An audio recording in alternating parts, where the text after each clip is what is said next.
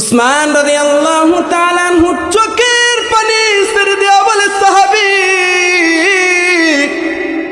রাসূলের জবানে আমি শুনেছি তাম পৃথিবীর মানুষ যখন দুনিয়ার বাড়ি ছেড়ে দিয়া কবর দেশে চলে যাবে, তার প্রথম রজনী হলো কবরে জিন্দেগি।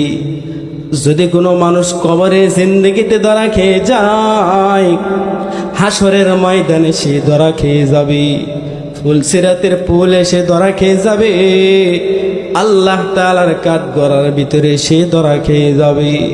সেই জন্য আমি উসমানের দু চোখ বেয়ে বেয়ে পানি পড়ে, আমি উসমান কোনদিন আমার স্ত্রী সন্তান কি খাবে সেই জন্য কাঁদিনা। বলেন সুবহানাল্লাহ। সাহাবায়ে কেরামের ভিতরে ছিল কেমন মাওলা পাকের ভয়।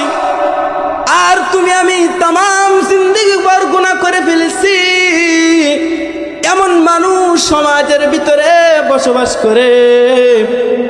20 বছর চলে যায়, 50 বছর চলে যায়, কোনো কোনো মানুষ এমন আছে 60-70 বছর হয়ে যায়, কিন্তু এখন পর্যন্ত তারা 5 ওয়াক্ত নামাজ জামাতের সাথে যা মসজিদে আদায় করে না। চিল্লায় বলেন ঠিক কিনা?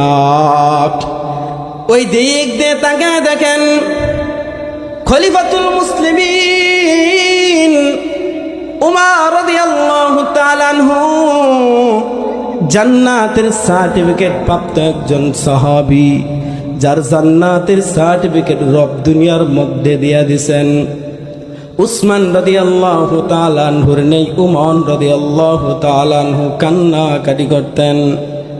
উমর রাদিয়াল্লাহু তাআলা আনহু একবার শুনতে পারলেন হযরতে হুযায়ফা রাদিয়াল্লাহু তাআলা আনহুর কাছে মুনাফিকদের লিস্টের দায়িত্বে আল্লাহ রাসূল তাকে দিয়েছেন। হযরত উমর রাদিয়াল্লাহু তাআলা আনহু শোনার পরে চিন্তায় মগ্ন হয়ে গেলেন। উমর রাদিয়াল্লাহু তাআলা আনহু দৌড়ায়া চলে যায়, ও হুযায়ফা, আমি শুনেছি তোমার কাছে নাকি রাসূল মুনাফিকদের লিস্ট করার জন্য দায়িত্ব দিয়েছেন। ও হুযায়ফা, তুমি কি একটি বার আমাকে বলবে আমি উমরের নাম মুনাফিকদের কাতারে আছে কিনা? হুযায়ফা রাদিয়াল্লাহু তাআলা আনহু বলে, ভাই উমর, না না, এটা আমি কোনোভাবেই বলতে পারবো না, কারণ রাসূল আমাকে আমানত দিয়েছেন, আমি আমানতের খেয়ানত করতে পারবো না।